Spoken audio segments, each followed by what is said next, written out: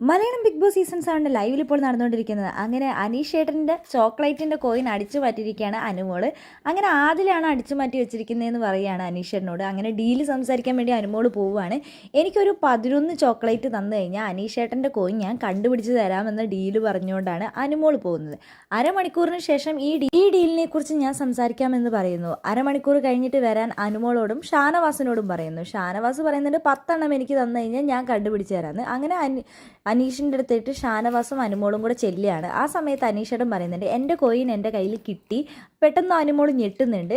എനിക്ക് കിട്ടി, അതുകൊണ്ട് തന്നെ നിങ്ങളുമായിട്ട് ഡീല് ചെയ്യാൻ എനിക്ക് താല്പര്യമില്ല, നാളെ ഞാൻ ചോക്ലേറ്റ് വാങ്ങിക്കോളാം. അപ്പോൾ അനുമോൾ പറയുന്നുണ്ട് അന്ന ചേട്ടാ നമുക്കിപ്പോൾ ബിഗ് ബോസിൻ്റെ ക്യാമറയിൽ പോയി ചോദിച്ചാലോ എന്ന് ചോദിക്കുന്നുണ്ട്.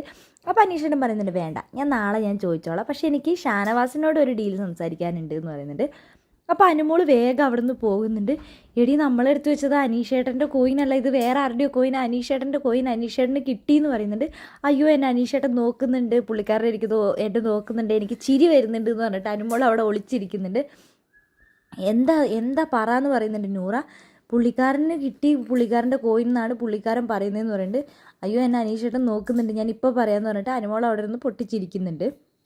ഷാനവാസിനോട് അനീഷ് പറയുന്നുണ്ട് എൻ്റെ കോയിന് ആരെടുത്തിട്ട് പോയെന്നും എല്ലാ സത്യങ്ങളും ഇപ്പം തന്നെ പുറത്ത് വരും.